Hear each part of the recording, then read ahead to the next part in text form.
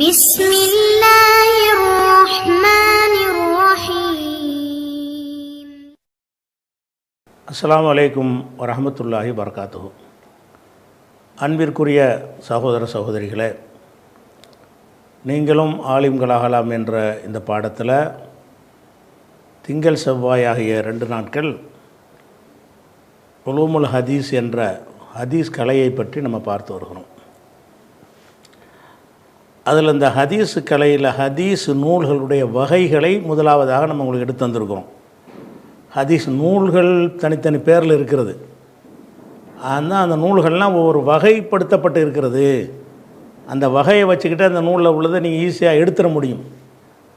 அந்த நூலுடைய ஹதீஸுடைய தன்மையை நீங்கள் விளங்கி கொள்ள முடியும் என்பதற்காக வேண்டி ஜாமியங்கிற பேரில் சில வகைகள் இருக்கிறது, சுனன்கிற பேரில் சில வகைகள் இருக்கிறது, மொத்தாங்கிற பேரில் சில வகைகள் இருக்கிறது, முசன்னஃப் என்கிற பெயரில் சில வகைகள் இருக்கிறது, முஸ்தத்ரக் என்ற பெயரில் சில வகைகள் இருக்கிறது.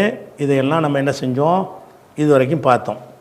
அடுத்து ஒரு வகை என்னென்னு கேட்டால் முஸ்தஹ்ரஜ் என்று சொல்கிற பேரில் ஒரு வகை இருக்கிறது. அல் முஸ்தஹ்ரஜாத்துன்னு நம்ம பன்மையாக சொன்னாலும் ஒரு நூலுக்கு சொல்வதாக இருந்தால் அல் முஸ்தஹ்ரஜான நூல். முஸ்தஹ்ரஜ் அபூதாவுதுன்னா அபூதாவுடைய முஸ்தஹ்ரஜ்னு அர்த்தம். இப்படி எந்த ஒரு அறிஞர் பேரையும் பின்னாடி வச்சுக்கிடுவாங்க. யார் அந்த நூலை தொகுக்கிறாரோ அவர் பேரை பின்னாடி சேர்த்துக்கிடுவாங்க. அந்த முஸ்தஹ்ரஜுங்கிறது என்னன்னு கேட்டால், ஏதாவது புகாரி ஹதீஸ் ஏதாவது ஒரு நூலை மையமாக எடுத்துக்கிடுவார், ஒரு ஆய்வுக்கு எடுத்துக்கிடுவார். ஒரு ஆள் பின்னாடி வந்தவர், புகாரி முஸ்லீமுக்கு பின்னாடி வந்த ஒரு அறிஞர் என்ன செய்வார்ன்னு கேட்டால், புகாரியை எடுத்துக்கொள்வார். எடுத்து வைத்துக்கொண்டு புகாரியன்னா புகாரியுடைய முஸ்தஹ்ரஜ்னு பேர் வச்சுருவார். முஸ்லீம்னா முஸ்லீமுடைய முஸ்தஹ்ரஜ்னு பேர் வச்சுக்கிடுவார். அல்லது ரெண்டு நூலுக்கும் சேர்த்து முஸ்தஹ்ரஜ் பண்ணுறாருன்னா முஸ்தஹ்ரஜு சஹீஹைனி, 2 நூலுக்கும் உள்ள முஸ்தஹ்ரஜ்னு வச்சுக்கிடுவார். முஸ்தஹ்ரஜ் அபு தாவூது எந்த கிதாபையும் ஏதோ ஒரு கிதாபை எடுத்துக்கொள்வார். எடுத்துக்கொண்டு இவர் புகாரிக்கு அடுத்த காலத்தில் உள்ளவராக தான் இருப்பார், பல 100 வருஷம் பிந்தினவராக இருக்க மாட்டார். இவர் என்ன செய்வார்னு கேட்டால், ஒரு புகாரி இன்னமல் அமாலு பின்னியாத்துன்னு ஒரு ஹதீஸை போட்டிருக்கிறார். அது எனக்கு இவர் சொன்னார், எனக்கு அவர் சொன்னார்னு சொல்லி ரசூல்லா வரைக்கும் லிஸ்ட்டை போட்டிருப்பார். இதே ஹதீஸை இந்த நூலாசிரியர் என்ன செய்வார்ல, இவருடைய உஸ்தாதிட்ட கேட்டிருப்பார். இந்த முஸ்தஹ்ரஜ் எழுதக்கூடிய ஒரு ஆள் புகாரியுடைய ஹதீஸு தான், அது புகாரி கிடைச்ச ரூட்டு வேறு. இவர் என்ன செய்வார்னா இவருடைய ஆசிரியர் அதை சொல்லியிருப்பார், அவருக்கு வேற ஒரு ஆள் சொல்லியிருப்பார், அவருக்கு வேற ஒரு ஆள் சொல்லியிருப்பார். கடைசியில் ரசூல்லா வரைக்கும் போவோம். இல்லை சில புகாரி சொன்ன ஆட்களோட கூட சமயத்தில் ஜாயிண்ட் ஆகும், புகாரியுடைய உஸ்தாதுகளோட ஜாயிண்ட் ஆகும். அப்படி ஆணிச்சுன்னா என்ன செய்வார்னு கேட்டால், இது புகாரில் ஒரு போட்டிருக்காரு, இதே ஹதீஸு எனக்கு இந்த வழியில் கிடைத்திருக்கிறது, எனக்கும் கிடைத்திருக்கிறது அப்படின்ட்டு இருந்தால் அதை முஸ்தஹ்ரஜ். இன்னமல் அமாலு பின்னியாத்துன்னு புகாரில் ஒரு ஹதீஸை எடுத்துக்கிடுவார். எடுத்துக்கிட்டு இந்த ஹதீஸு புகாரி வழி இல்லாமல் வேறு வழியில் நமக்கு கிடைத்திருக்கிறதா என்று அவருடைய ஆசிரியர் வழியாக தேடி பார்த்தா ஒரு கிடைச்சிச்சின்னு வைங்களேன், அதை போட்டுருவார். இன்னொரு ஹதீஸை எடுப்பார் புகாரில், அது இவருக்கு கிடைச்சிருக்காது, அதை போட மாட்டார். அப்போ முஸ்தஹ்ரஜ் என்று சொன்னால் ஏதோ ஒரு கிதாப், புகாரியாக இருக்கலாம், அது முஸ்லீமாக இருக்கலாம், அல்லது திருமதி நசையாக இருக்கலாம், ஏதோ ஒரு கிதாபுக்கு இவர் முஸ்தஹ்ரஜ் எழுதுறாருன்னு என்ன செய்வார்னு கேட்டால், இவர் நசை இந்த ஹதீஸை அவர் நூலில் பதிவு செஞ்சுருக்கிறாரு, அவர் ஒரு அறிவிப்பாளர் பட்டியலை கொடுத்துருக்காரு, எனக்கு இதே ஹதீஸ் வேறு அறிவிப்பாளர் பட்டியல் வழியாக கிடைச்சிருக்குது என்று அந்த ஹதீஸை கொண்டாந்து போடுவார். போட்டால் என்ன அர்த்தம்னா, அந்த நசையில் உள்ள அதே ஹதீஸ் இதில் இருக்கும். நசைக்கு முஸ்தஹ்ரஜ் எழுதினார்னு கேட்டால் நசையில் உள்ள ஹதீஸுகள் தான் இதுலேயும் இருக்கும். ஆனால் இதனுடைய அறிவிப்பாளர் வேறையாக இருக்கும், அதனுடைய அறிவிப்பாளர் வேறையாக இருக்கும், முற்றிலும் வேறையாக இருக்கும். அல்லது முதல் 2-3 அறிவிப்பாளர்கள் வேறையாக இருந்து அப்புறம் ஒன்றா சேர்ந்துக்கிறோம், அப்படி இருக்கும். அப்போ எனக்கு வேறு ஒரு ரூட்டில் வந்திருக்குன்னு இது சொல்லும் பொழுது என்ன ஆகுதுன்னு கேட்டால், அந்த நூல்களுடைய ஹதீஸுக்கு வலிமை அதிகமாகிறது. புகாரி ஒன்று போட்டிருக்காருல, புகாரி சொன்ன அதே விஷயத்தை இவருக்கு வேறு 10 ஆசிரியர் வழியாக கிடைச்சிருக்கும் பொழுது அது ரசூல்லா சொன்னாங்க என்பதுடைய உறுதித்தன்மை அதிகரிக்கும். அந்த ஒரு நன்மை தான் கிடைக்குமே தவிர இந்த முஸ்தஹ்ரஜை போய் நம்ம தேட தேவையில்லை. முஸ்தஹ்ரஜில் உள்ள நூல்களில் உள்ளது எல்லாமே அந்த ஜாமியில் உள்ள சுனனில் உள்ள ஹதீஸ்களாக தான் இருக்கும். அதில் பார்த்துட்டாலே போதும்.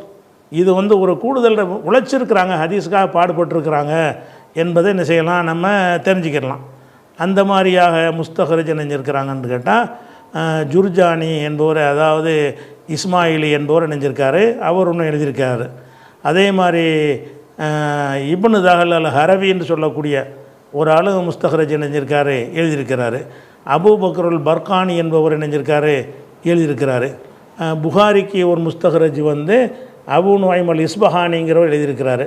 இதெல்லாம் கொஞ்சம் பரவலாக அறியப்பட்ட ஒரு நூல்கள். இதுக்கு பேர் முஸ்தஹரஜும்பாங்க. அப்போ முஸ்தஹரஜுக்கும் முஸ்தத்ரக்குக்கும் உள்ள வித்தியாசம் என்னென்னு கேட்டால், முஸ்தத்ரக்கில் வந்து அந்த இமாம்களுடைய ஷர்த் இருக்கிற கண்டிஷனை எடுத்துக்கிடுவார். அந்த கண்டிஷனுக்கு உட்பட்ட ஹதீஸுகளை வந்து இவர் திரட்டின ஹதீஸில் இருக்கும்னு சொன்னால், இது நான் திரட்டின ஹதீஸு, இது வந்து புகாரியுடைய ஷர்த்துப்படி இது சரியாக இருக்குது அப்படின்னு காட்டுவதற்கு சொன்னால் அது முஸ்தத்ரக்கு. முஸ்தஹரஜ்னு சொன்னால் புகாரி ஹதீஸில் உள்ள ஹதீஸை எனக்கு வேறு வழியிலையும் கிடைத்திருக்கிறது அப்படின்னு சொல்வாரையானால் அது முஸ்தஹரஜுல் புகாரியாக போயிடும். முஸ்லீமில் உள்ள ஹதீஸை எனக்கு வேறு வகையில் கிடைச்சிருக்குன்னு எழுதுவாரையானால் அது முஸ்தஹரஜுல் முஸ்லீமாக மாறிக்கிறோம். இப்படிங்கிற ஒரு வகையில் எழுதப்பட்ட நூல்களும் இருக்கிறது. அதுக்கப்புறம் வந்து முஸ்னத். இப்போ வந்து முஸ்னத் அஹ்மதுங்கிறோம், சுனன் இப்னு மாஜாங்கிறோம், ஒரு நூலுக்கு சுனனுங்கிறோம், ஒரு நூலுக்கு முஸ்னதுங்கிறோம். முஸ்னதுன்னா என்ன அப்படின்னு கேட்டிங்கன்னா, முஸ்னதுங்கிற விஷயம் என்னன்னு கேட்டால், அதில் வந்து சஹாபாக்களுடைய தர்த்தீப் இருக்குல்ல, அந்த தர்த்தீப் அடிப்படையில் ஹதீஸை தொகுப்பாங்க. ஒரு புகாரி தொகுக்கிறாருன்னா அவர் ஒரு தலைப்பை போட்டு தொகுக்கிறார்ல, ஒரு கருத்து அடிப்படையில் என்ன செய்வார், வஹி எப்படி ஆரம்பித்தது, பயணத் தொழுகை வந்து அப்படின்னு சொல்லி என்ன செய்வார், நீதிமன்ற தீர்ப்பளிப்பது நீதிபதியின் கடமைன்னு அந்த ஒரு கருத்தை வைத்து கொண்டு தலைப்பு போடுவார்கள். அந்த கருத்தில் உள்ள ஹதீஸுகளையாக தொகுத்து வைத்திருப்பார்கள். முஸ்னது நூல் எப்படி இருக்கும்னு கேட்டால், இவங்க எல்லா ஹதீஸையும் தொகுத்து வச்சுருவாங்க. வைத்து கொண்டு அபூபக்கர் ஹதீஸுன்னு எடுத்துக்கொண்டு என்ன செய்வாங்கன்னா, உதாரணத்துக்கு அபூபக்கரை போட்டுருவாங்க.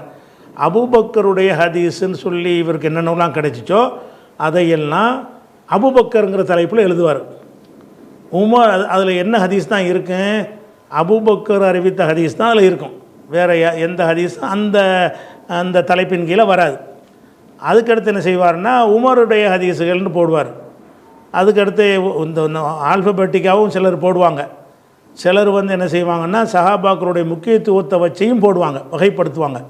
சில முஸ்னது எழுதுனவங்க என்ன செய்வாங்கன்னா, அலிஃப் பே வகை இருக்குல்ல, அலிஃபில் ஆரம்பிக்கிற சஹாபி, அப்புறம் பேயில் ஆரம்பிக்கிற சஹாபி, அப்புறம் தேயில் ஆரம்பிக்கிற சஹாபின்னு அப்படி ஒரு வரிசைப்படுத்தி என்ன செய்வாங்க, அப்படி போடுவாங்க. அந்த மாதிரியும் எழுதுனதுக்கு பேர் முஸ்னது தான். அந்த முஸ்னது அபு ஹுரைரான்னு அலிஃபில் உள்ளது முஸ்னது அபு ஹுரைரான்னு போட்டுருவாங்க. அபு ஹுரைராட்டேருந்து இவருக்கு என்னென்ன ஹதீஸ்கள் கிடைச்சிச்சோ அது பூரா அதில் இருக்கும். ஆனால் இதில் மக்களுக்கு ஏதாவது தேடி எடுக்கிறதுக்கு யூஸ் ஆகுமாட்டா, யூஸ் ஆகாது. நம்ம எதுக்கு தேடுவோம், தலைப்பை தானே தேடுவோம். உழு செய்வதை பற்றி தேடுவதாக இருந்தால் உழுங்கிற தலைப்பில் அந்த கொண்டை வச்சு இருந்தால் தான் நமக்கு தேடி எடுக்க முடியும். அபு ஹுரைரான்னு போய் தேடினீங்கன்னா அதில் எல்லாம் கலந்துருக்குமே, நீங்கள் தேடினது கிடைக்காது. அதை பற்றி இவங்க கவலைப்படலை. முஸ்னது எழுதினவங்க என்ன செஞ்சாங்கன்னு கேட்டால், சஹாபாக்களுடைய அடிப்படையில் ஹதீஸை தொகுக்கிறாங்க. எல்லா ஹதீஸும் சஹாபி தானே ஃபஸ்ட்டு வருவார். எந்த ஒரு ஹதீஸாக இருந்தாலும் ரசூல்லாட்ட கேட்டவர் பார்த்தவருங்கிறது சஹாபியாக தான் இருப்பார். அப்போ அந்த சஹாபி பேர்களில் என்ன செய்யுங்க, இருக்கிறலாம் தொகுத்து வைத்து கொண்டு அந்த இருக்கிற ஹதீஸ் கண்ணா பின்னாண்டு வச்சுருப்பாங்க. அதை எடுத்து அங்கங்கே கொண்டு வச்சுருவாங்க. அபு ஹுரைரா இங்கே அபு ஹுரைராவில் வை, இது வந்து இப்னு அப்பாஸ் அங்கே கொண்டு வை அப்படின்னு சொல்லி என்ன செய்வாங்கன்னு கேட்டால், இவங்க கஷ்டப்பட்டு தொகுத்த ஹதீஸுகளை எல்லாம் நூலாக ஆக்க நினைக்கும் பொழுது எந்த மாதிரி நூலாக்குவாங்கன்னா, சஹாபாக்களுடைய பேரை தலைப்பாக்கிடுவாங்க. அந்த நூலில் பல தலைப்பு இருக்கும். எப்படி தலைப்பு இருக்கும், அபூபக்கர் அறிவித்தவை, உமர் அறிவித்தவை, உஸ்மான் அறிவித்தவை, அலி அறிவித்தவை, இந்த மாதிரி தான் தலைப்பு இருக்கும். அதில் எல்லா விதமான ஹதீஸுகளும் கலந்து இருக்கும். அந்த தலைப்பு அமைக்கும்போது எப்படி அமைப்பார்கள்னு கேட்டால், அந்த சஹாபாக்களுடைய முக்கியத்துவம் தகுந்தவாறு அபூபக்கரை வைக்கிறது, உமரை ரெண்டாவது வைக்கிறது அப்படியும் வைப்பார்கள். அல்லது அவங்களுடைய முக்கியத்துவத்தை கவனிக்காமல் என்ன செய்வாங்கன்னு கேட்டால், ஆல்ஃபபெட்டிக் இருக்குல்ல, அலிஃப் பே வரிசை, அகர வரிசை, அந்த அகர வரிசை பிரகாரம் சஹாபாக்களுடைய பேரை எடுத்து அலிஃபில் ஆரம்பித்து ஏயில் ஆரம்பிக்கிற வரைக்கும் உள்ள ஹதீஸில் என்ன செய்வாங்க, அந்த அந்த ஆர்டர் பிரகாரம் தலைப்பை போட்டு தொகுப்பாங்க. அது எல்லாமே சஹாபி தலைப்பாக தான் இருக்கும். இந்த மாதிரியான ஒரு நூல்கள் வந்து முஸ்னத். இந்த முஸ்னத் அகமதுங்கிறீங்கல்ல, அவர்லாம் அப்படி தான் எழுதினார். பிந்தி வந்தவங்க என்ன செஞ்சாங்கன்னா, அந்த முஸ்னத் அகமதுங்கிற பேரை வைத்து கொண்டு இவங்க மக்களுக்கு இதில் என்ன யூஸ் இல்லைன்றவன என்ன செஞ்சாங்க, சில முஸ்னதுகளுக்கு அதை சுனன் மாதிரி மாற்றுறாங்க. அதை மாற்றுற வேலையை அவர் அகமது செய்யலை. முஸ்னத் அகமதுங்கிறது எடுத்துக்கின்ற ஒரிஜினல் முஸ்னத் அகமதுன்னு சொன்னால் அபூபக்கர் அறிவித்தது, உமர் அறிவித்ததுன்னு தான் இருக்கும். அப்போ என்ன உமர் அறிவித்ததில் தொழுகை நோம்புன்னு இருக்குமா, தொழுகை தூக்கி தொழுகையில் கொண்டே வை, நோம்பு தூக்கி நோம்பில் கொண்டே வை அப்படின்னு சொல்லி தலைப்பு வாரியாக பின்னர் வந்தவர்கள் அதுக்கு தொண்டாற்றினார்கள். அதுதான் முஸ்னத் அகமதுங்கிற பேரில் இப்போ பரவலாக கிடைக்கிறது. பரவலாக நமக்கு கிடைக்கிற முஸ்னத் அகமது என்னன்னு கேட்டால், அகமது இமாம் தொகுத்த அந்த நூலை வந்து சுனன் மாதிரி மாற்றிருக்கிறாங்க. பிந்தி வந்தவங்க மாற்றிருக்கிறாங்க. ஆனால் அது அதனுடைய ஒரிஜினல் எப்படி இருக்கும்னு கேட்டால், சஹாபாக்கள் வழியாக உள்ளதாக தான் இருக்கும். அதில் ஃபேமஸானது எதுன்னு கேட்டால் முஸ்னத் அகமதுங்கிறோம், அது பிரபலியமான ஹதீஸு. முஸ்னத் அபு யஅலாங்கிறோம், அது ஒரு பிரபலமான ஹதீஸு. இது மாதிரி நிறைய முஸ்னது இருக்குது. முஸ்னதுங்கிறது ஏராளமான முஸ்னது இருக்கிறது. இன்னும் சொல்ல போனால் முஸ்னதுலேயே ஒரு கித்தாபே முஸ்னத் அபூபக்கர் மட்டும் ஒருத்தர் எழுதுவார். அதில் அபூபக்கர் ஹதீஸ் மட்டும்தான் இருக்கும். முஸ்னது உமர்னு போடுவார், அதில் என்ன ஹதீஸ் மட்டும் இருக்கேன், உமருடைய ஹதீஸ் மட்டும்தான் இருக்கும். இப்படிப்பட்ட முஸ்னதும் இருக்கிறது. எல்லாரையும் முஸ்னதையும் ஒன்றா சேர்த்து பெரிய வால்யூமாக்கக்கூடிய முஸ்னதும் இருக்கிறது. சில முஸ்னதுகள் வந்து அனைத்து சஹாபாக்களுடைய அறிவிப்புகளையும் உள்ளடக்கியதாகவும் இருக்கும். சில முஸ்னதுகள் முஸ்னது ஆயிஷான்னு கிதாப் இருக்குது, அதில் ஆயிஷா நாய் ஹதீஸ் மட்டும்தான் இருக்கும். அப்படியும் அதுக்கு பேர் முஸ்னது தான். அப்போ ஒவ்வொரு சஹாபிக்கும் ஒரு கிதாபையும் போடுவாங்க. சில ஆளுக்கு என்ன செய்வாங்கன்னா, அம்புட்டு சஹாபியுடைய கிதாபையும் சேர்த்து ஒரு தனித்தனி கிதாபுகளை பெரிய கிதாபை ஆக்கி என்ன செய்வாங்க, பெரிய முஸ்னதாகவும் போடுவாங்க. அப்போ ரெண்டுக்கு பேருமே முஸ்னது தான். அடுத்து என்னென்னு கேட்டால், சில ஆளுக்கு என்ன செய்வாங்கன்னு கேட்டால், அத்ராஃபுன்னு சொல்லி போடுவாங்க ஹதீஸ். அத்ராஃபுன்னு பேரில் என்ன செய்வாங்கன்னா, அதை வந்து அந்த ஹதீஸுகளை தொகுப்பாங்க. அத்ராஃபுங்கிற பேரில் உள்ள ஹதீஸ் எதுக்குன்னு கேட்டால், அதில் வந்து சனதுகளையெல்லாம் விட்டுருவாங்க. சனது தான் முக்கியமாக தேவை ஹதீஸுக்கு. இவங்கெல்லாம் ஹதீஸுடைய தொகுப்பாளர் கிடையாது. ஏற்கனவே இருக்கிற ஹதீஸ் நூலில் இருந்து சில வேலைகளை செய்யக்கூடியவங்க தான் இவங்க. இவங்க என்ன செய்வாங்கன்னு கேட்டால், இன்னமில்லாமல் பின்னியாத்துன்னு இருக்கா, அதில் வந்து என்ன செய்வாங்கன்னா அகர வரிசை எடுப்பாங்க. அல் அமால் பின்னியாத் அலிஃபில் ஆரம்பிக்குது, அதை தூக்கி அலிஃபில் போட்டுருவாங்க. அதே மாதிரி வந்து ஒவ்வொரு ஹதீஸுடைய முதல் எழுத்து இருக்கும்ல, ஒரு ஹதீஸுடைய வாசகம் இருக்கும், அதில் ஃபஸ்ட்டு எழுத்து இருக்கும். அந்த ஃபஸ்ட்டு எழுத்து பிரகாரம் ஹதீஸுடைய செய்தியை மட்டுமே போட்டிருப்பார்கள், சனதை போட மாட்டாங்க. புகாரில் ஹதீஸை இன்னமில்லாமல் பின்னியாத் அப்படின்னு போட்டிருப்பாங்க. அந்த ஹதீஸு புகாரில் எந்தெந்த அறிவிப்பாளர் வழியாக கிடைச்சிச்சிங்கிற ஒரு செய்தி புகாரியில் இருக்கும். இவர் என்ன செய்வார், அதை ஷார்ட் எடுத்துருவார். எடுத்துட்டு என்ன செய்வார்னு கேட்டால், அகர வரிசைப்படி தேடி எடுக்கிறதுக்காக வேண்டி, நீங்கள் இன்னமில்லாமல்னோன்னா அலிஃபில் போய் தேடி எடுத்துடலாம்ல. இன்னமில்லாமல் பின்னியாத்துன்னு சொன்னால் இன்னண்டு அலிஃபில் ஆரம்பிக்குதா, அலிஃபில் போய் தேடிக்கிட்டு வந்தீங்கன்னா இந்த ஹதீஸை எடுத்துடலாம். இது புகாரில் இருக்குன்னு போட்டிருப்பார். நம்ம தான் போய் புகாரில் போய் தேடி எடுத்து சனதையெல்லாம் பார்த்துக்கிறணும். அந்த மாதிரி எழுதக்கூடிய நூல்களும் எழுதியிருக்கிறார்கள். இதெல்லாம் வந்து இந்த இண்டெக்ஸ் போட்டு தேடி எடுக்கிறாங்களே, அதுக்கு உதவக்கூடிய நூல்கள் தானே தவிர ஹதீஸ் கலைக்கு இது ஒரு நீங்களும் நாளைக்கு இன்றைக்கி நீங்கள் செய்யலாம், நாளைக்கு நான் செய்யலாம். இருக்கிற ஹதீஸ்களை பார்த்து ஆல்பபெட்டிக் அமைக்கிறது தானே. அந்த இது பெரிய ஒரு சேவையெல்லாம் கிடையாது. இருந்தாலும் இது செஞ்சுருக்கிறாங்க. அதே மாதிரி வந்து இதுக்கடுத்து என்ன செய்கிறாங்கன்னு கேட்டால், மஆஜிம்ங்கிற பேர்லையும் சில நூல்கள் இருக்கிறது. அதாவது மோஜமுல் கபீர், மூஜமு சகீர்ங்கிற மூஜம் என்கிற வார்த்தைக்கு ஜம்மு வந்து மஆஜிம், மூஜம்கள். அது எப்படி இருக்கும்னு கேட்டால், இவருடைய ஒரு நூலை இப்போ தப்ரானி இருக்காருன்னு வைங்களேன், அவர் ஒரு மூஜம்னு எழுதுறாருன்னா என்ன செய்வார்னு கேட்டால், இவருடைய ஆசிரியர்கள் இருப்பாங்க இல்லையா, இந்த தப்ரானி உதாரணமாக இவர் என்ன செய்வார்னா, இவர் ஒரு 25 ஆசிரியர்கிட்ட படிச்சிருப்பார். 25-30 ஆசிரியர்கிட்ட படிச்சிருப்பார். அந்த படிச்சிருப்பார்னா ஹதீஸ்களை கேட்டிருப்பார். அப்போ ஒரு ஆசிரியர் என்ன செய்வார்னா, எனக்கு அவர் சொன்னார், இவர் சொன்னார், நிறைய ஹதீஸை அவர் சொல்லியிருப்பார். இப்படி அவர்கிட்ட ஹதீஸ்களை எல்லாம் ஒரு தலைப்பில் எழுதிக்கிடுவார். அப்புறமேலே அப்துல் காதர்கிட்ட படிச்சிருப்பாரா, அதுக்கப்புறம் இப்ராஹிம்கிட்ட போய் படிப்பார். இப்ராஹிம் என்ன செய்வார், எனக்கு அவர் சொன்னார் இவர் சொன்னார்னு ஹதீஸ்கள்லாம் சொல்லுவார். அதே மாதிரி இஸ்மாயில்கிட்ட போய் படிப்பார் அடுத்த வருஷம். அவர் பல ஹதீஸ்களை இவருக்கு சொல்லி கொடுத்துருப்பார். இவர் என்ன செய்வார், அனைத்தையும் சேர்த்து ஒரு கித்தாபாக பார்ப்பார். கித்தாப் பார்க்கும் பொழுது அவருடைய ஆசிரியரையே தலைப்பாக்கிடுவார். எனது ஆசிரியர் இஸ்மாயிலிடமிருந்து நான் கேட்டவை, எனது ஆசிரியர் அப்துல் காதர்கிட்ட நான் கேட்டவை, எனது ஆசிரியர் மூசாவிடத்தில் நான் கேட்டவை அப்படின்னு போடும்போது ஒரு உஸ்தாது வழியாக இந்த நூலை எழுதினவருக்கு எத்தனை ஹதீஸ்கள் கிடைச்சோ அதை பூரா அவருடைய பேரை தலைப்பாக்கி விட்டுருவார். எந்த ஒரு நூலாசிரியருக்கு நிறைய உஸ்தாதுகள் இருப்பாங்க. ஏன்னா கல்வியை தேடிக்கிட்டே இருக்கக்கூடிய ஒரு காலம் அந்த காலம். அப்போ கல்வியை தேடிக்கொண்டு அலையக்கூடிய ஒரு காலமாக இருந்ததுனால இவர்கிட்ட உள்ள ஹதீஸ்லாம் முடிஞ்சிருச்சுன்னா வேற ஒரு ஆளை தேடி போயிடுவாங்க. உங்கள்கிட்ட தெரிஞ்ச கேள்விப்பட்டு ஒரு நல்ல ஒரு ஹதீஸ் அறிஞராக இருக்கார், நிறைய ஹதீஸுகளை மனப்பாடம் பண்ணி வச்சுருக்கிறாரு என்று தகவல் தெரிஞ்சவுடனே அவர்கிட்ட போய் பாடம் கேட்கறதுக்கு போய் உட்காந்துருவாங்க. அவர் என்ன செய்வார், தான் தொகுத்த திரட்டி ஹதீஸுகளை எல்லாம் இந்த மாணாக்கர்களுக்கு சொல்லிக் கொடுப்பார். அதை இவரும் எழுதிக்கிறார். இப்படி ஒரு ஒரு ஒரு நூலை எழுதக்கூடியவர் தனது ஆசிரியர்கள் வழியாக ஒரு 10 ஆசிரியர் வழியாக கிடைச்சின்னு சொன்னால் 10 தலைப்பை போட்டுருவார். அவருக்கு 50 ஆசிரியர் இருந்தால் 50 ஆசிரியரையும் தலைப்பாக போட்டு அந்தந்த ஆசிரியர் பேரில் வந்ததை அது கீழே பதிவு பண்ணிடுவார்.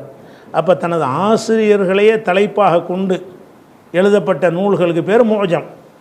மோஜம்னு சொன்னால் அவருடைய ஆசிரியர் இப்போ தபுரானி எழுதியிருக்காருன்னு வைங்களேன், அவருக்கு அப்துல் காதர் ஆசிரியர் சொன்ன ஹதீஸுகள் இருந்தால் எனது ஆசிரியர் அப்துல் காதரிடமிருந்து நான் அறிந்த ஹதீஸுகள், கேட்டு அறிந்த ஹதீஸுகள் அறிவிப்பாளர் வரிசையோடு அதை பதிவு பண்ணுவார்.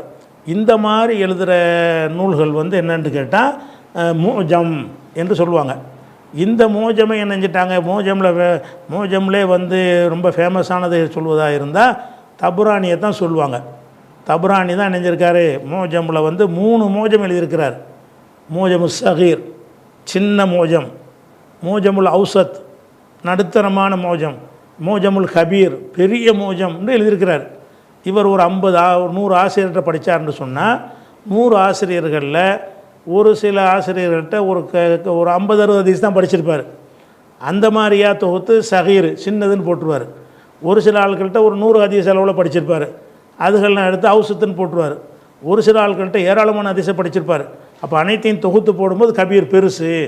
அப்போ மோஜம் என்பதில் கபீர்னா பெருசு, அவுசத்துனா நடுத்தரமானது, சகீர்னா சின்னது.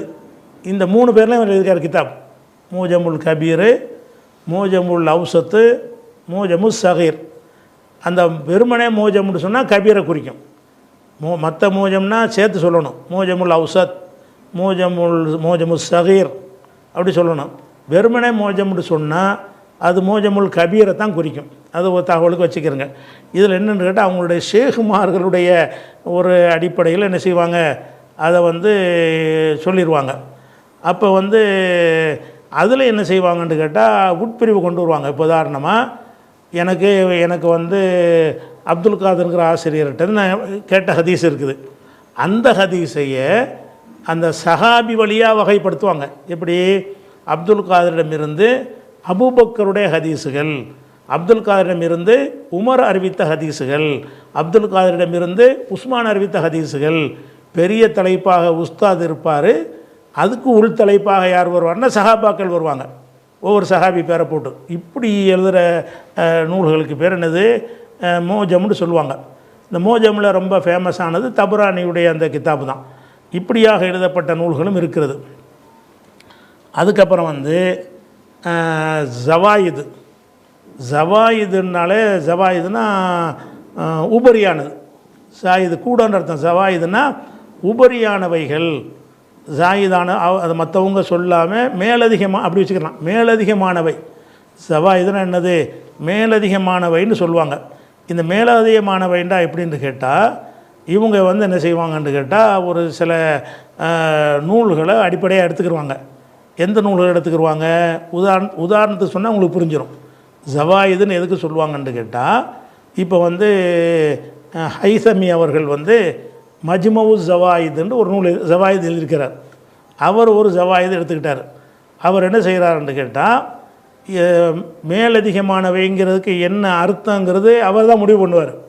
அதாவது இது புகாரியை விட மேலதிகமானது, இது முஸ்லிமை விட மேலதிகமானது, இது புகாரி முஸ்லிமை விட மேலதிகமானது, இது புகாரி முஸ்லிம் அபூதாவுதை விட அப்படின்னு சொல்லி இவர் எதுக்கு மேலதிகமான நூலை எழுத விரும்புகிறாரோ அந்த மாதிரியான நூலை அவர் தேர்ந்தெடுத்து கொண்டு அதுக்கு மேலதிகமானதுன்னு எழுதுவார். இப்போ உதாரணத்துக்கு எடுத்துக்கிட்டிங்கன்னு சொன்னால், இப்போ ஹைசமி எழுதின மஜ்மூ ஜவாயிதை எடுத்துக்கிறங்க. இவர் என்ன செஞ்சிட்டார்னா அந்த 6 கித்தாபையும் எடுத்துக்கிட்டார். 6 கித்தாபு எது? புகாரி, முஸ்லிமு, அபூதாவுத், திர்மிதி, நசை, இப்னு மாஜாண்டு இந்த 6 கித்தாபை எடுத்துக்கிட்டார்.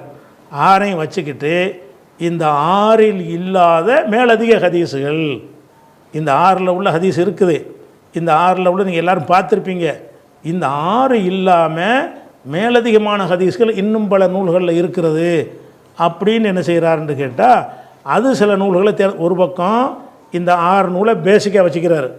இன்னொரு பக்கம் என்ன செய்கிறாருன்னு கேட்டால், முஸ்னது அஹ்மதை கொண்டாந்துக்கிட்டு வைப்பார், முஸ்னது அபூ யாலா வைப்பார், முஸ்னது பஸ்ஸாரை வைப்பார், தபுரானியுடைய 3 மோஜமையும் கொண்டே வச்சுருப்பார். இவளையும் வைத்து கொண்டு இந்த நூல்களில், எந்த நூல்களில்? அஹ்மதில், அபூ யாலாவில், பஸ்ஸாரில், தபுரானியில், இதில் எல்லாம் புகாரி முஸ்லீம் அந்த 6 கிதாப் இருக்குல்ல, அதில் இல்லாத ஹதீஸு இதில் என்னென்ன இருக்குது அதுலையும் இதுலையும் இருந்தால் கழிச்சு விட்ருவார். அதாவது இப்போ தபுரானியில் ஒரு ஹதீஸ் இருக்குது, இன்னமல் அமாலு பின்னியாத் இருக்குது, அதை இவர் போட மாட்டார். ஏன் போட மாட்டார்?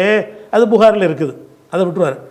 தபுரானில் இருக்கிற ஒரு ஹதீஸு புகாரியில் இல்லை, தபுரானியில் இருக்குது, முஸ்லீமில் இல்லை, தபுரானியில் இருக்குது, நசையில் இல்லை, தபுரானில் இருக்குது, அபுதாவுதில் இல்லை, தபுரானில் இருக்கிறது இப்னு மாஜாவில் இல்லை. இப்படி ஹதீஸ் இருக்கும் என்று சொன்னால் அது ஜவாயிது, உபரியை விட மேலதிகம். எதை விட மேலதிகம்? அந்த 6 நூல்களில் உள்ளதை விட மேலதிகம். நான் இந்த கிதாபெல்லாம் தொகுத்துருக்கிறேன், தொகுத்தது பேசிக்காக எடுத்துக்கொண்டு 6 நூல், 6 நூலில் இல்லாத எந்த நூல்களை போய் தேடுறாருன்னு கேட்டால் அது ஒரு 6 நூல். என்ன 6 நூல்? அஹ்மது 1, அபூ யாலா 1, பஸ்ஸார் 1, தபுரானியுடைய 3 மூஜம், மொத்தம் 6. இந்த 6 நூலை வச்சுக்கிறார், இந்த 6 நூலை வச்சுக்கிட்டு இந்த 6 நூலிலும் இல்லாமல் இந்த 6 நூலில் இடம்பெற்ற ஹதீஸுகள் அப்படின்னு எழுதுகிறார். இதுக்கு பேர் ஜவாயிது. இந்த மாதிரி நிறைய பேர் ஜவாயிது எழுதியிருக்கிறாங்க. அதில் ஃபேமஸானது ஹைசமி எழுதின மஜ்மூ ஜவாயிது தான். இந்த ஜவாயிது என்ன, இவங்க எப்படி ஆய்வு செய்கிறாங்கன்னா, இவங்க பெரிய ஹதீஸ் தொகுப்பாளர்லாம் கிடையாது, எழுதப்பட்ட நூல்களை வச்சுக்கிறாங்க, கம்பேரிசன் பண்ணி எழுதக்கூடியவங்க தான் இவங்க ஹதீஸாக எனக்கு சொன்னார்கள்லாம் அறிவிக்கிற ஆட்கள் கிடையாது. இவங்க என்ன செய்வாங்கன்னா அனைத்து நூல்கள்லையும் மனப்பாடம் பண்ணி வச்சுருப்பாங்க. அந்த ஹாஃபிலாக இருக்கிறவங்க இவங்க என்ன செய்வாங்கன்னு கேட்டால், அந்த 6 ஹதீஸும் மனப்பாடம், இவங்களுக்கு இந்த 6 புக்கும் மனப்பாடம், அவ்வளோ ஹதீஸ் மனப்பாடம் பண்ணி வச்சுருப்பாங்க. ஒரு ஹதீஸை வாசித்த உடனே இது புகாரியா, புகாரில் இருக்கிற விட்டு தபுரானி எடுத்துக்கிறோம், தபுரானியுடைய ஒவ்வொரு ஹதீஸையாக எடுத்து இந்த 6 கித்தாபில் தேடி பார்த்துவிட்டு இல்லைன்னு சொன்னால் அதை இவருக்கு ஜவாயிதில் எழுதுவார். அப்போ எவ்வளோ பெரிய உழைப்புன்னு பாருங்கள், உழைப்பு கடுமையான உழைப்பு. ஆனால் எல்லாமே எழுதப்பட்ட நூல்களில் இருந்து திரட்டுற ஒரு விஷயந்தான் இது. இந்த மாதிரி எழுதுனதுக்கு பேர் என்னதுன்னா ஜவாயிது. ஆனால் இவர் ஹைசமி என்ன பண்ணுவார்ன்னு கேட்டால், இந்த வெறுமனே ஹதீஸ்களை போடுவதோட அவரளவுக்கு ஆய்வு செஞ்சு அந்த ஹதீஸுடைய தரத்தையும் கீழே சொல்லிடுவார். தபுரானில் ஒரு ஹதீஸ் இருக்குது, அது அந்த 6 நூல்லையும் இல்லை, தபுரானில் இருக்குதுன்னு போக மாட்டார், இருக்குது, ஆனால் இதன் அறிவிப்பாளர் வரிசை சரியாக இல்லை, இன்ன ஆள் சரியில்லை, இன்னென்ன ஆள் சரியில்லைன்னு கீழே நோட்ஸ் எழுதிடுவார். அப்போ மஜ்மூ ஜவாயித், தபுரானி இது மாதிரியான நூல்களில் உள்ள ஹதீஸு சரியாக தவறான்னு அறிந்து கொள்ள நீங்கள் விரும்புனீங்கன்னு சொன்னால் மஜ்மூ ஜவாயிதில் தேடி பார்த்தீங்கன்னு சொன்னால் அவர் போட்டுருவார். போட்டில் சிலது மனிதர்கள் தவறாகவும் போட்டிருப்பார். ஒரு மேக்சிமம் ஒரு 95% நம்ம முடிவுக்கு வந்துடலாம், அதை வச்சு நமக்கு வேலையில் சாக்கி வச்சுருப்பார். அப்போ இப்படியான ஒரு நூல்களுக்கு பேர் என்னென்னு கேட்டால் ஜவாயிது. அதே மாதிரி இப்னு ஹஜர் இருக்கார்ல, அவர் ஒரு ஜவாயிது எழுதியிருக்கிறார். அவர் என்ன செய்கிறாருன்னு கேட்டால் மத்தாலிபுல் ஆலியா அப்படின்னு சொல்லி என்ன செய்கிறாரு, அவர் எழுதுகிறார். அப்போ அவர் எதுக்கு எது எழுதுகிறாருன்னு கேட்டால், அதாவது 6 கிதாப் இருக்குல்ல, அந்த 6 கிதாபையும் எடுத்துக்கொண்டு இதில் இல்லாமல் வேறு வேறு நூல்களில் உள்ள அதாவது அபூதாவுது தயாலிசி அந்த கிதாபை எடுத்துக்கிறாரு. முஸ்னதுல் ஹுமைதி அதை எடுத்துக்கிறாரு. இப்னு அபி அமருடைய அதை எடுத்துக்கிறாரு. முசத்தது என்பவருடைய நூலை எடுத்துக்கிறாரு. அஹமது இப்னு மணி என்பவருடைய ஹதீஸை எடுத்துக்கிறாரு. அபூபக்கர் இப்னு அபி ஷைபாங்கிறத எடுத்துக்கிறாரு. உபைது இப்னு அப்து இப்னு ஹமீதுடைய நூலை எழுதிக்கிறாரு. ஹாரிஸ் இப்னு அபி உசாமா இவங்கெல்லாம் ஹதீஸ் நூல் எழுதியிருக்கிறாங்க. இதெல்லாம் மக்கள்கிட்ட பிரபலியமாகவில்லை. இந்த ஹதீஸ் கிதாபுகளை வைத்துக்கொண்டு அதில் இந்த 6 நூலில் இல்லாதது எது என்ன இதில் இருக்குது அதை கொண்டு வந்து வச்சு அதை என்ன செய்வார்னா இவர் தொகுத்து ஜவாயிதை எழுதியிருக்கிறார். அதில் இவர் கீழே குறிப்பும் சொல்லுவார், இது சரியான சனது, இது சரி இல்லாத சனது என்று இவர் சொல்வார். அந்த மாதிரி ஜவாயிதா எழுதினவங்க இப்படி எழுதியிருக்கிறார்கள். இதுக்கு பேர் ஜவாயிது. ஜவாயிதுன்னா ஜவாயிதுங்கிறதுக்கு அர்த்தம் நூலாசிரியருடைய முடிவு தான். ஒருத்தர் புகாரிக்கு மட்டும் ஜவாயிது எழுதலாம், ஒருத்தர் முஸ்லீமுக்கு மட்டும் ஜவாயிது எழுதலாம், ஒருத்தர் 6 நூலுக்கும் ஜவாயிது எழுதலாம். அவர் எதை எழுதுறான்னு அவர் குறிப்பிட்றது அதுக்கு அர்த்தம். ஜவாயிதுன்றவனை எதுன்னு நம்ம கண்டுபிடிக்க முடியாது. இப்போ நான் ஒரு கிதாப் எழுதுறேன்னு வைங்களேன், நான் புகாரி எடுத்துக்கிறேன், புகாரிக்கு ஜவாயிது எழுதுகிறேன். புகாரியில் சரி எந்த நூல்லேருந்து இதை எடுக்க போகிறேன் அதுவும் நான் தான் முடிவு பண்ணுவேன். அதாவது புகாரியை அடிப்படையாக வைத்துக்கொள்வது, இங்கே முஸ்னத் அகமது அடிப்படையாக வைத்துக்கொள்வது. இது ரெண்டையும் கம்பேர் பண்ணி நான் எழுதுனேன்னா என்ன செய்வேன், அகமதில் ஒரு ஹதீஸை பார்ப்பேன், அது புகாரில் இருக்கான்னு பார்ப்பேன், இருந்தால் எடுத்து விட்ருவேன். புகாரில் இல்லாமல் அகமதில் இருந்தால் அதை நான் எழுதிக்கிடுவேன். இது மேலதிகமாக உள்ளது, அதாவது புகாரியை விட மேலதிகமாக அகமதில் உள்ளது அப்படின்னு அர்த்தம். அப்படின்னு சொல்லி அந்த எந்த கித்தாபை அடிப்படையாக வைக்கிறது என்பதையும் அவர் தான் முடிவெடுப்பார்.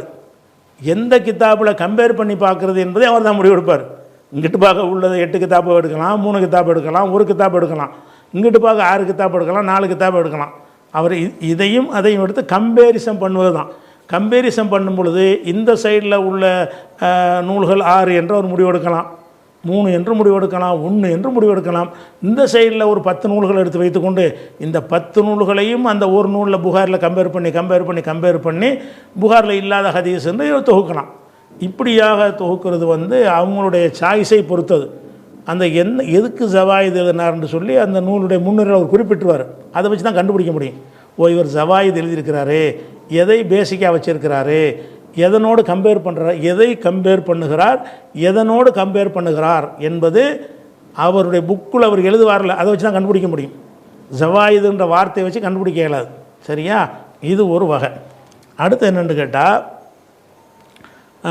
தஹ்ரீஜுடைய முஹர்ரஜ், தஹ்ரீஜுடைய நூல்கள், குத்துபு தஹ்ரீஜுடைய நூல்கள்னு சில நூல்கள் இருக்கிறது. அவங்க என்ன செய்வாங்கன்னு கேட்டால், சில நூல்களில் ஆதாரமாக ஹதீஸை காட்டுவாங்க. எந்த நூல்களில்? ஹதீஸ் நூல்களில் இல்லை.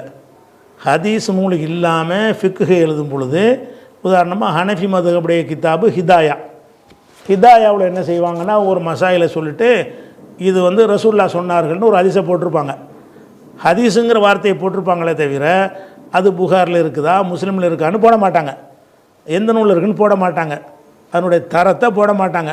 சும்மா மதுஹபில் கையை உயர்த்தக்கூடாது ஏன்னு கேட்டால் இது ரசூல்லா சொல்லிவிட்டார்கள்னு முட்டையாக என்ன செய்வாங்க போட்டிருப்பாங்க. சில இடத்துல ஹதீஸ் கிதாபை குறிப்பிட்டு போடுவாங்க. அப்போ என்ன செய்கிறாங்கன்னா, பிந்தி வந்த அறிஞர்கள் இந்த ஃபேமஸான கிதாபாக போயிடுச்சு, இதை வச்சு ஒரு மதுஹபுக்காரங்களை அமுல் பண்ணிக்கிட்டு இருக்கிறாங்க, அதில் உள்ள ஹதீஸ்லாம் எந்த லட்சணத்தில் உள்ளது நம்ம ஆராய்ச்சி பண்ணணும் என்பதற்காக என்ன செய்வாங்கன்னு கேட்டால், அதில் இறங்கி உதாரணமாக ஹனஃபி மதுஹபுடைய ஹிதாயாவில் நிறைய ஹதீஸுகளை கொண்டு வர்றாங்க ஹனஃபி மதுஹபுக்கு ஆதரவாக. அதில் ஒரு பாதி ஹதீஸே கிடையாது, ஹதீஸுன்னு போட்டு ரசூல்லா பேரில் போட்டிருப்பாங்க. அதில் ஒரு காவாசி இல்லை பலவீனமானதாக இருக்கும், இட்டுக்கட்டப்பட்டதாக இருக்கும், ஒரு காவாசிக்கு சரியானதாக இருக்கும். எல்லாத்தையும் என்ன செய்வாங்கன்னா, இவங்க அந்த ஹதீஸை எடுத்துக்கிட்டு ஹிதாயாவில் இந்த பாடத்தில் இந்த ஹதீஸ் சொல்கிறார், இப்படி ஒரு ஹதீஸ் இல்லை, இந்த பாடத்தில் இந்த ஹதீஸ் சொல்கிறார், இந்த ஹதீஸ் பலவீனமானது இன்ன காரணத்தினால, இப்படி ஒரு ஹதீஸ் சொல்கிறார், இது ஆத்தன்டிக்கான ஹதீஸு அப்படின்னு சொல்லி, இதுக்கு பேர் தஹ்ரீஜ். அதாவது எந்த சனதும் இல்லாமல் ஹதீஸுகளை போட்டு நூல்கள் எழுதினார்கள் என்று சொன்னால் அதனுடைய உண்மைத்தன்மையை மக்களுக்கு விளக்கணும் அப்படிங்கிறதுக்காக மெனக்கட்டு ஆய்வு செஞ்சு தஹ்ரீஜுங்கிற பேரில் என்ன செய்கிறாங்க, நூல்களை எழுதியிருக்கிறாங்க. அதில் எடுத்துக்கொள்வதாக இருந்தால் நஸ்புர் ராயான்னு இப்போ ஹிதாயான்னு இருக்குது, ஹனஃபி மதகுடைய கிதாப். இந்த கிதாப்பில் உள்ள ஹதீஸுகள்லாம் சரிதானா, இவர் ஹதீஸுன்னு போட்டார்னா ஹத்தசனான்னு போட்டு சனதோடு போடணும்.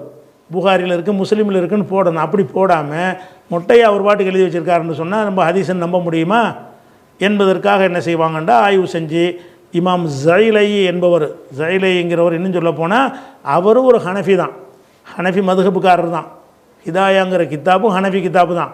அவரே என்ன செய்கிறாருன்னா அதை வந்து ஆய்வு செய்கிறார். இதில் ஹதீஸ் ஹிதாயாவில் இது 762 உள்ள ஒரு ஆள். இவர் நஸ்புர் ராயான்னு நினைஞ்சிருக்காரு, எழுதியிருக்கிறாரு. இது வந்து என்னென்ன ஹதீஸ் சரியில்லை, தஹ்ரீஜ் பண்ணுறதுன்னா சனது இல்லாமல் எழுதப்பட்ட செய்திகளை உண்மைத்தன்மை ஆய்வு செஞ்சு சரியா சரியில்லையா உண்டா இல்லையான்னு சொல்லி தொகுத்து எழுதுகிற கிதாபுக்கு பேர் தஹ்ரீஜ். எந்த நூலுக்கு வேணாலும் எழுதலாம். அதே மாதிரி வந்து இஹ்யா உலுமுத்தீன் கஸாலி ஒரு கிதாப் எழுதியிருக்கார். அது இந்த சூஃபி கூட்டத்துக்கெல்லாம் பயங்கரமான ஒரு குரானை போல் வேதம் அவங்களுக்கு. ஆனால் அது வந்து கப்சாக்களுடைய தொகுப்பு தான் அது இஹ்யா உலுமுத்தீன்கிறது. அந்த இஹ்யாவில் என்ன செய்வார்னா நிறைய அவர் தவறான கருத்துக்களை சொல்லிவிட்டு ரசூலுல்லாஹ் பேரில் போட்டு விட்டு போயிடுவார். அப்போ என்ன செய்கிறாங்கன்னா இதை வந்து இறங்கி ஹாஃபில் இராக்கிங்கிறவர் அவர் இப்போ ஹதீஸ்களை ஒரு மேதை 806 அவர் இறந்தவர். அவர் என்ன செய்கிறாருன்னு கேட்டால் இஹ்யாவுடைய ஹதீஸுக்கு தஹ்ரீஜ் அப்படின்னு என்ன செய்கிறாருன்னு கேட்டால் அல் முகுனி அன் ஹம்லில் அஸ்ஃபார் ஃபில் அஸ்ஃபார்னு சொல்லி அந்த நூலுக்கு பேர். அதனுடைய உள்ளடக்கம் என்னன்னு கேட்டால் இஹ்யாவை கையில் எடுத்து வச்சுக்கிட்டார். ரசூலுல்லாஹ் சொன்னதெல்லாம் போட்டு போகிற அதை எடுத்து வைத்துக்கொண்டு இப்படி எங்கேயாச்சும் இருக்குதான்னு அம்புட்டு ஹதீஸை தேடுறார். தேடி பார்த்துட்டு இது ஒரு லா அசலலஹு, இப்படி ஒரு ஹதீஸே கிடையாதுன்னு எழுதி விட்டுருவார். அப்படி நிறைய ஹதீஸ் இஹ்யாவில் ஹதீஸ்ன்னு சொல்லப்பட்ட நூல்களில் ஹதீஸாக இல்லாதது எக்கச்சக்கமாக இருக்கிறது, லைஃபானதும் இருக்கிறது, சரியானதும் இருக்கிறது. சரியானதுக்கு அந்த சனதை கொடுத்துருவார். அப்போ இப்படி எழுதுகிற நூலுக்கு பேர் என்னன்னு கேட்டால் அது வந்து தஹ்ரீஜ் நூல் அப்படின்னு சொல்கிறது. அதே மாதிரி வந்து நிறைய பேர் இப்படி செஞ்சுருக்கிறாங்க. அதே மாதிரி தல்ஹீஸ்ன்னு சொல்லி இப்னு ஹஜர் எழுதியிருக்கிறார். அவர் ஷாஃபி மதுஹபை சேர்ந்த ராஃபி என்கிறவர் ஃபிக்கு கிதாப் எழுதியிருக்கிறார். அதில் நிறைய ஹதீஸுகளை போட்டிருக்கிறார்.